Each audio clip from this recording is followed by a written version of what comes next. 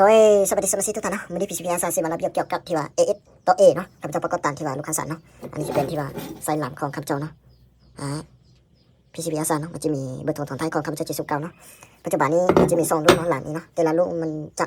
โครงงานเดียวกันเนาะอันนี้จะเป็นเบอร์1เนาะสำหรับเบอร์2นี่มันจะมีเบอร์โทรของข้าพเจ้า9182709ตัวตนแล้วนะสำหรับเบอร์นี้นี่ข้าพเจ้าสำหรับเบอร์1นี่ข้าพเจ้าใส่แต่ทางไทยของลำที่ว่าทางไทยของเบอร์โทรเนาะไม่เป็นไรก็ปีได้แน่นอนเนาะใช่เบอร์เนาะมีเซเว่นนี่เนาะ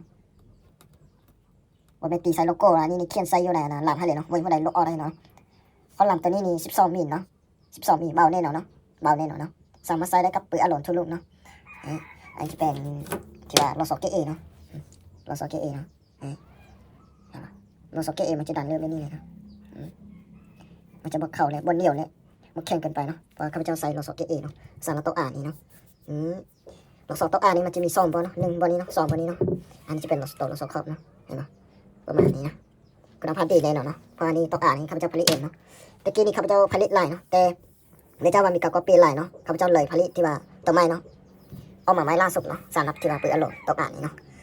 สำหรับลายนี้ข้าพเจ้านะรับประกันให้เลยเนาะที่ว่าสามารถมาผลได้ที่ว่าบ่ต่างสุด100 เมตรเนาะ90 เมตรใน3 เมตรสลีนี่เข้าเลยเนาะอันนี้จะเป็นที่ว่า6 กิโลขึ้นเนาะได้บอกจะเป็น2 หูเนาะลงที่ว่าตีเข้าไปในที่ว่าตีขึ้นไปในที่ว่าค่อนข้างหลายแน่นอนเนาะทางเจาะ2 หูแบบนี้เนาะสามารถยิงลูกได้ทั่วไปแป๊ดเกี่ยวเนาะสามารถยิงลูกได้ทั่วไปแป๊ดเกี่ยวเนาะเขาจะใช้เปิดเกี่ยวนะเห็นปะลำเกี่ยวไอ้ยังประทานได้ทำไมเนาะลำเกี่ยวน้อยไปนี่เนาะตัวที่ว่าลำเกี่ยวที่ว่านักเข้ามาจะตามที่นี่เนาะเห็นปะมันจะน้อยไปนี่เนาะเดี๋ยวเขาจะใช้เปิดไปมาเนาะยังประทานได้ทำไมเนาะนี่เนาะใช้ไปเนาะเห็นปะยังประทานได้ทำไมเนาะแป๊ดเกี่ยวเนาะลำเกี่ยวที่ว่านักเข้าจะตามประเทศอื่นคนมันจะน้อยไปนี่เนาะมันจะบ่เป็นคือลำที่ว่าก๊อปปี้เนาะเห็นปะจะน้อยไปในยังพัฒนาอนามัยหน่อยนี่นะหากก่อนที่ว่าออกจากห้องน้ำแล้วกันครับเจ้ามาอธิบายให้ลูกค้าฟังเนาะอันนี้จะเป็นหลักที่ว่า40 เซนติเมตรเนาะหลาม16 นิ้วเนาะเห็นปะสายเบนี้เห็นปะงาน100%นะเนาะ12 มิลเนาะเบาๆเนาะครับเจ้าออกเบสให้ลูกค้าทางฟังเราเบนี้เนาะในเจ้าว่าบางคนนี่บุกประกอบฮะเวลาประกอบแล้วมันหูอันนี้บ่ซื่อเนาะหูอันนี้บ่ซื่อเนาะเวลาประกอบแล้วหูอันนี้บ่ซื่อเนาะก็เลยว่าที่ว่าข้าพเจ้าเอาไปให้เบนี่เลยเนาะให้เบอร์ตันตัวนี้เลยเนาะเวลาประกอบใส่เนาะให้หันนอกยูเทิร์นนี้เนาะเวลาที่ว่าหันนอกเบนี่แล้วที่ว่าพอสามารถที่ว่าปี้ไปปี้มาได้แน่นอนเนาะลามตัวนี้จะเป็นที่ว่าคิเมียน้อยนึงเนาะประมาณนี้นะข้าพเจ้าเอาเบนี่เลยเนาะเพื่อบอยอย่าให้มันปี้ไปปี้มาเบนี่เนาะถ้าว่าจับนอกบอนี่เนี่ยบอสามารถปี้ได้เลยเนาะหลังของข้าพเจ้านี้เนาะให้มันซื้อกับเบนี่เนาะเวลาประกอบลามนี่มันจะลงเบนี่เนาะโหนี้เนาะมันจะลงเบนี่เนาะประมาณนี้เลยเนาะจะเป็นที่ว่าต่อ A เนาะตัวนี้เนาะเป็นก้อนที่ว่าBSA เนาะ4646คูณ444 AFP เนาะก้อนนี้ข้าพเจ้าประกาศให้ที่ว่า6 เดือนเนาะแล้วเขาจัดบริษัทโดยกลเนาะสารก้อนที่ว่า BSA นี่เนาะอันนี้จะเป็นที่ว่าวัดเคนหลงที่ว่าลุงเพนเนาะประมาณนี้เลยเนาะข้าพเจ้าประกอบตานสารเนาะลูกค้ามาได้เลยข้าพเจ้าประกอบตานตัวนั้นเนาะอันนี้จะเป็นที่ว่าทางนี้สามารถหาออได้เนาะพอข้าพเจ้าประกอบตานสารเนาะทางนี้สามารถหาออเบนี้ได้เนาะอันนี้จะเป็นทางอาชฟีเนาะตัวนี้ข้าพเจ้าใส่เลยเนาะทางตัวนี้เนาะข้าพเจ้ามาอธิบายให้เนาะตัวนี้ไม้100%เนาะทางตัวนี้เนาะทาง0.42เนาะสามารถหาออเบนี้ได้เนาะเวลาหาออเบนี้เอาออกเก็บเสียงสามารถใส่โทนได้สะดวกสบายเนาะหลังของปืนของข้าพเจ้านี้เนาะทกมาเนาะเดี๋ยวข้าพเจ้าสิขึ้นให้เบิ่งเนาะหนึ่งคืน2 คืน2 คืนไปนี่เนาะถ้าว่าจะเอาทางเอาเก็บเสียงนี้เนาะ3 เบนี้เลยเนาะที่ว่าปืนที่ว่าข้าพเจ้าประกอบให้ลูกค้าทางฝั่งเรานี่ประมาณนี้เลยเนาะนี่จะเป็นที่ว่าเบอร์ 1เนาะข้าพเจ้าประกอบให้เนาะนี่ลูกเบอร์ 1จะเป็นยีลูกหัวระเบิดเนาะลูกเบอร์ 1หัวระเบิดเนาะเห็นปะเมื่อกี้ข้าพเจ้าแทงให้ลูกค้าทางฝั่งเราที่ว่า130 เมตรเนาะสันลูก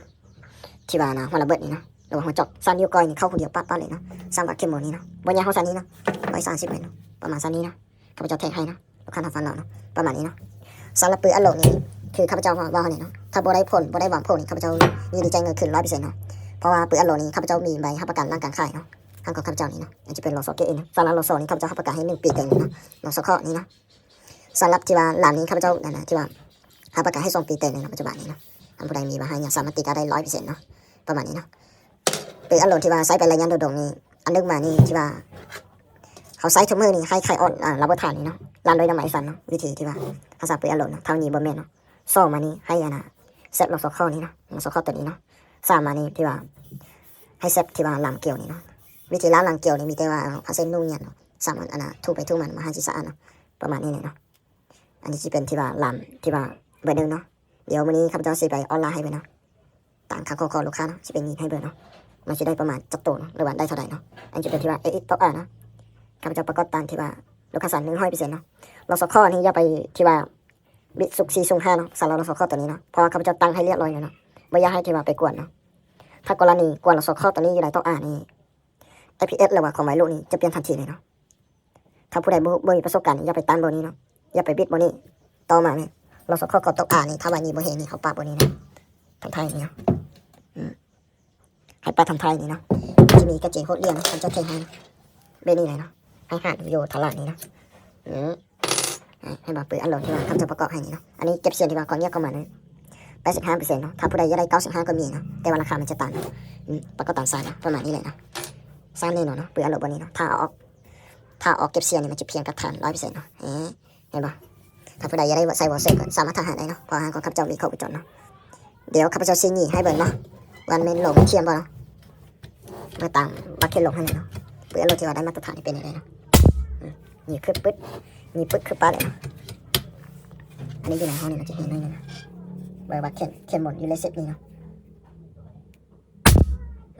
นี่ปึ๊ดคือปั๊ดบ่เกิน2 วิเลยบ่เกิน1 วิมานะบอกให้มาเห็นป่ะเบนนี่เนาะปืนอันโหลดที่ว่ามาตรฐานดีนี่เนาะประมาณนี้เลยเนาะผู้ใดสนใจสามารถทานได้ถ้าผู้ใดอยากได้ทันที่ว่าสุก.5เบนนี่มีเนาะอันนี้จะเป็นทันอัสเฟเนาะถ้าว่าอยากได้ทันกระบอกก็มีสุก.5นี่มันจะเหยาะเบนนี่เนาะถ้าว่าบ่เอาไส้ตัวนี้นี่มันจะเพียงกับที่ว่าหลังนี่เห็นป่ะมันจะเพียงตัวนี้เลยเนาะเห็นป่ะ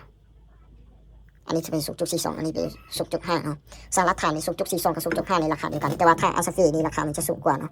ถ้าว่าอยากได้ทันกระบอกสุก.5ก็ราคาเดียวกันนะประมาณนี้เลยเนาะปืนอันโหลดที่ว่าเขาจะประกอบให้ลูกค้าทางฝั่งลาวผู้ใดสนใจแบบใดสามารถทำได้เนาะข้าพเจ้าเลือกอธิบายเนาะสารวาล์วนี่ที่ว่าข้าพเจ้าผลิตออกมาเอง100%ปัจจุบันนี้วาล์วของข้าพเจ้าผลิตนี่มันจะมีเวนี่จะเป็น10 อันเนาะเวนี่10 อันเนาะสำหรับที่ว่าวาล์วออกมาใหม่เนาะข้าพเจ้าผลิตที่ว่าเดือน11วันที่25เนาะผลิตออกมาใหม่เนาะวาล์วนี้นะผู้ใดต้องการวาล์วสามารถทหารต้องหาเบอร์โทรตามหน้าจอนี้เนาะหรือว่าต้องการเกี่ยวกับปืนอันโหลดสามารถทหารต้องหาเบอร์โทรตามหน้าจอนี้นะวิดีโอนี้จบเพียงเท่านี้เนาะคอยติดตามวิดีโอต่อไปขอขอบใจ